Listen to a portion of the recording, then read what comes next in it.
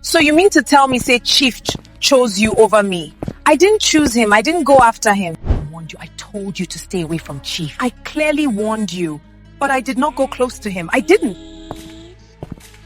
Chief gave me all of this. You mean Chief gave you all of this? Yes, he gave me all of this.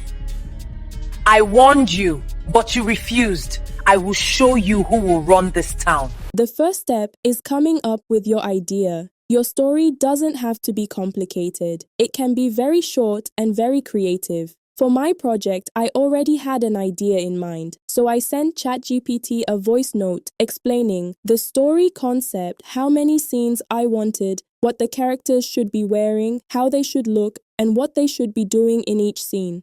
After that, I asked ChatGPT to give me a detailed prompt for each scene. Make sure you clearly ask for scene-by-scene prompts, especially if you want structure and consistency.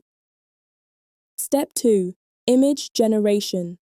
Once I had my scene prompts, the next step was generating the images. I generated my images using ChatGPT for this tutorial, but you can use other free AI image tools if you prefer. I generated my images one after the other by copying each scene prompt and pasting it into the image generator.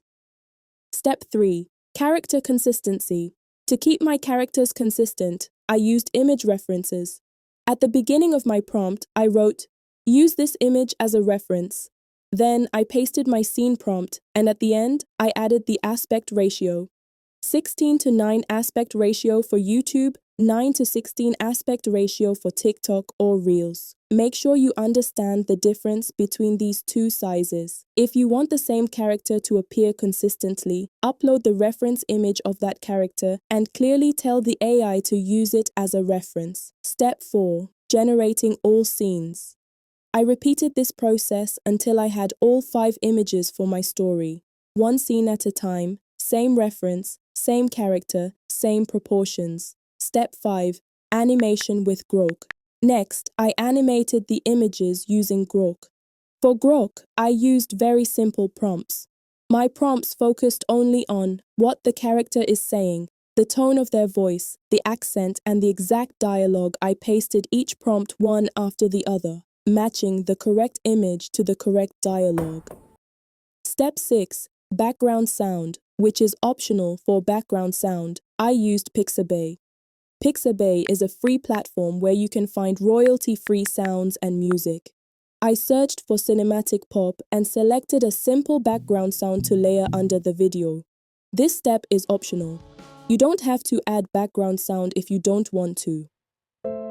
Step 7. Editing in CapCut. The final step is editing everything in CapCut. I uploaded all my animated clips into CapCut.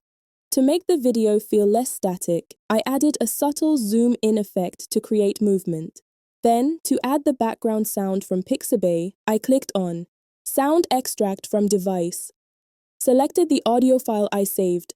Once the sound was added, I reduced the volume so it wouldn't overpower the visuals. And just like that, I had a complete AI movie. If you want to create a different story, a different style, all you need to do is tweak your prompts and follow the same workflow. This process is flexible, beginner-friendly, and safe to use across platforms.